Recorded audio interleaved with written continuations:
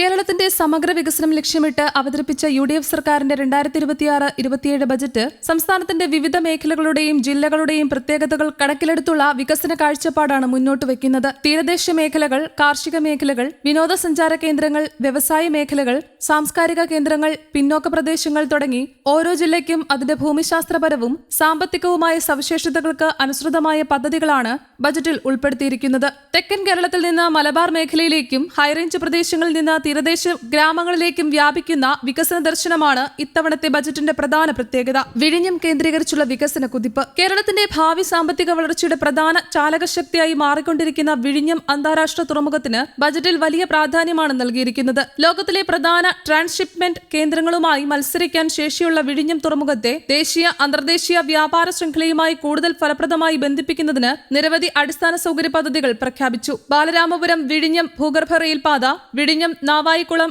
Outer ring road എന്നിവയുടെ ഭൂമി ഏറ്റെടുക്കലും നിർമ്മാണ പ്രവർത്തനങ്ങളും വേഗത്തിലാക്കും. ചരക്ക് ഗതാഗതം കൂടുതൽ സൗകര്യമാക്കുന്നതിനായി വിഴിഞ്ഞം, കൊച്ചി തുറമുഖങ്ങൾക്ക് സമീപം സ്റ്റഫിംഗ് സെന്ററുകൾ, ലോജിസ്റ്റിക് പാർക്കുകൾ, ഡ്രൈ പോർട്ടുകൾ എന്നിവ സ്ഥാപിക്കും. വിഴിഞ്ഞം, കോവളം, കൊല്ലം, ബേപ്പൂർ, അഴീക്കൽ തുടങ്ങിയ നിർണായക തുറമുഖങ്ങളുടെ വികസനത്തിനും പ്രത്യേക പദ്ധതികൾ നടപ്പാക്കും. സമുദ്ര പൈതൃകവും നാവിക ചരിത്രവും ലോകത്തിന് പരിചയപ്പെടുത്തുന്നതിനായി വിഴിഞ്ഞത്ത് അന്താരാഷ്ട്ര നിലവാരത്തിലുള്ള മാരിടൈം മ്യൂസിയം സ്ഥാപിക്കുമെന്നും ബജറ്റിൽ പ്രഖ്യാപിച്ചിട്ടുണ്ട്. Southern Kerala economic corridor. തെക്കൻ കേരളത്തിന്റെ പുതിയ സാമ്പത്തിക ഭൂപടം. ബജറ്റിലെ ഏറ്റവും ശ്രദ്ധേയമായ പ്രഖ്യാപനങ്ങളിൽ ഒന്നാണ് southern Kerala economic corridor and rare earth and critical minerals corridor. Thiruvananthapuram, Kollam, Alappuzha എന്നീ ജില്ലകളെ പരസ്പരം ബന്ധിപ്പിച്ച് ഒരു ഏകീകൃത സാമ്പത്തിക മേഖലയായി വികസിപ്പിക്കുകയാണ് ഈ പദ്ധതിയുടെ ലക്ഷ്യം. തിരുവനന്തപുരം കേരളത്തിന്റെ വിജ്ഞാന ബഹിരാകാശ സാങ്കേതിക വിദ്യ കേന്ദ്രമായും, കൊല്ലം അപൂർവ ധാതുക്കളുടെയും ധാതു സംരക്ഷണ വ്യവസായങ്ങളുടെയും കേന്ദ്രമായും, ആലപ്പുഴ ഇന്ത്യയുടെ ബ്ലൂ ഇക്കോണമി തലസ്ഥാനമായും രൂപപ്പെടും. തീരദേശ സമ്പത്ത്, ധാതു നിക്ഷേപങ്ങൾ, ഗവേഷണ സ്ഥാപനങ്ങൾ, തുറമുഖ സൗകര്യങ്ങൾ എന്നിവയെ സംയോജിപ്പിച്ചുള്ള ദീർഘകാല വികസന പദ്ധതിയായിരിക്കും ഇത്.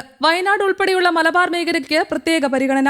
ആദിവാസി സമൂഹത്തിന്റെ വിദ്യാഭ്യാസ പുരോഗതിയും പാരമ്പര്യ വിജ്ഞാന സംരക്ഷണവും ലക്ഷ്യമാക്കി വയനാട്ടിൽ ട്രൈബൽ സർവകലാശാലയും തദ്ദേശീയ വിജ്ഞാന ഗവേഷണ കേന്ദ്രവും സ്ഥാപിക്കും. ഇതിനായി 50 കോടി രൂപയാണ് വകയിരുത്തിയിരിക്കുന്നത്. മലബാറിലെ ഫുട്ബോൾ പ്രേമികളുടെ ദീർഘകാല സ്വപ്നമായ അന്താരാഷ്ട്ര നിലവാരത്തിലുള്ള ഫുട്ബോൾ സ്റ്റേഡിയത്തിനും ലോകോത്തര സൗകര്യങ്ങളുള്ള സ്റ്റേഡിയം നിർമ്മിക്കുന്നതിനായി 50 കോടി രൂപയുടെ പ്രാരംഭ ഫണ്ട് അനുവദിച്ചിട്ടുണ്ട്. ഗതാഗത മേഖലയിലെ വലിയ മാറ്റങ്ങൾ. തിരുവനന്തപുരം, കോഴിക്കോട് നഗരങ്ങളിൽ യൂണിഫൈഡ് മെട്രോപൊളിറ്റൻ ട്രാൻസ്പോർട്ട് അതോറിറ്റി സ്ഥാപിക്കും. നിലവിൽ കൊച്ചിയിൽ പ്രവർത്തിക്കുന്ന അതോറിറ്റിയുടെ പ്രവർത്തനങ്ങൾ കൂടുതൽ കാര്യക്ഷമമാക്കും. തിരുവനന്തപുരം, കോഴിക്കോട് നഗരങ്ങളിലെ വർദ്ധിച്ചുവരുന്ന ഗതാഗത സമ്മർദ്ദം കുറയ്ക്കാൻ ലൈറ്റ് മെട്രോ പദ്ധതികൾ നടപ്പാക്കും. നഗരഗതാഗതത്തിൽ വലിയ മാറ്റം സൃഷ്ടിക്കാൻ ഈ പദ്ധതികൾക്ക് കഴിയുമെന്നാണ് വിലയിരുത്തൽ. Balaramapuram Navaikulam ring road, Pathanapuram town ring road, Goshree Bolgatty സമാന്തര പാലം, പെരിന്തൽമണ്ണ ഓരാടം പാലം, മാനത്തുമംഗലം ബൈപ്പാസ് തുടങ്ങിയ പദ്ധതികൾ റോഡ് ഗതാഗത വികസനത്തിന് ഊർജ്ജം പകരും. സാംസ്കാരികവും കലാപരവുമായ വികസന പദ്ധതികൾ. കേരളത്തിന്റെ സാംസ്കാരിക പൈതൃകം ലോകത്തിനു മുന്നിൽ അവതരിപ്പിക്കുന്നതിനായി നിരവധി പദ്ധതികൾ പ്രഖ്യാപിച്ചു. കൊച്ചിയിൽ JC Daniel international film city സ്ഥാപിക്കും. കൂടാതെ കൊച്ചിയെ അന്താരാഷ്ട്ര ചലച്ചിത്രോത്സവങ്ങളുടെ സ്ഥിരം കേന്ദ്രമാക്കി മാറ്റാനുള്ള ശ്രമങ്ങളും ആരംഭിക്കും. കോഴിക്കോട്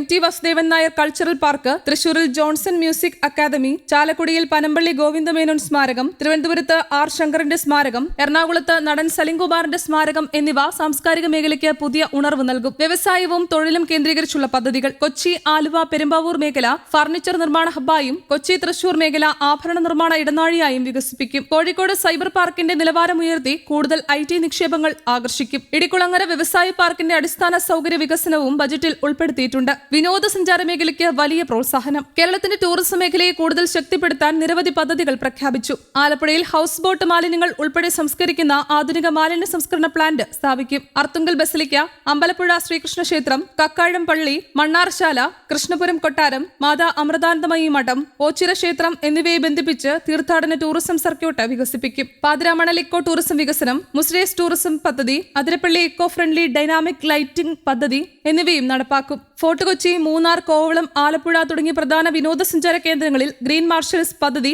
പരീക്ഷണാടിസ്ഥാനത്തിൽ ആരംഭിക്കും. പരിസ്ഥിതി സംരക്ഷണവും വിനോദസഞ്ചാരികളുടെ സുരക്ഷയും ഉറപ്പാക്കുക എന്നതാണ് ഇതിന്റെ ലക്ഷ്യം. ആരോഗ്യ മേഖലയ്ക്ക് പ്രത്യേക ശ്രദ്ധ. കാസർഗോഡ്, വയനാട്, ഇടുക്കി, മഞ്ചേരി മെഡിക്കൽ കോളേജുകളുടെ നിലവാരം ഉയർത്തും. മലപ്പുറം താലൂക്ക് ആശുപത്രിയെ സൂപ്പർ സ്പെഷ്യാലിറ്റി ആശുപത്രിയായി ഉയർത്തും. എറണാകുളം മെഡിക്കൽ കോളേജിന്റെ നവീകരണ പ്രവർത്തനങ്ങളും വേഗത്തിലാക്കും. തീർത്ഥാടന കേന്ദ്രങ്ങളുടെ സമഗ്ര വികസനം. ശബരിമല, ഗുരുവായൂർ, കൊട്ടിയൂർ, തിരുവല്ലം ക്ഷേത്രങ്ങൾ എന്നിവയെ തിരുപ്പതി മാതൃകയിൽ വികസിപ്പിച്ച് ദേശീയ തീർത്ഥാടന കേന്ദ്രങ്ങളാക്കി മാറ്റും. അടിസ്ഥാന സൗകര്യങ്ങൾ, പാർക്കിംഗ്, താമസ സൗകര്യങ്ങൾ, ശുചിത്വ സംവിധാനം എന്നിവ മെച്ചപ്പെടുത്തും. പിന്നോക്ക ജില്ലകൾക്കായുള്ള പ്രത്യേക പാക്കേജുകൾ. കാസർഗോഡ്, വയനാട്, ഇടുക്കി എന്നീ ജില്ലകൾക്കായി പ്രത്യേക വികസന പാക്കേജുകൾ നടപ്പാക്കും. അടിസ്ഥാന സൗകര്യ വികസനം, ആരോഗ്യ സേവനങ്ങൾ, വിദ്യാഭ്യാസം, കാർഷിക പിന്തുണ, ടൂറിസം വികസനം തുടങ്ങിയ മേഖലകളിൽ പ്രത്യേക പദ്ധതികൾ നടപ്പാക്കാനാണ് തീരുമാനം. ഭരണപരവും പൊതുസൗകര്യ വികസനവും. മഞ്ചേശ്വരം താലൂക്കിൽ mini civil station, Vadakara taluk office, Karunagappally, Chalakudy revenue ടവറുകൾ, പുതിയ പോലീസ് സ്റ്റേഷനുകൾ, ഫയർ സ്റ്റേഷനുകൾ തുടങ്ങിയ ഭരണ സൗകര്യ വികസന പദ്ധതികളും ബജറ്റിൽ ഉൾപ്പെടുത്തിയിട്ടുണ്ട്.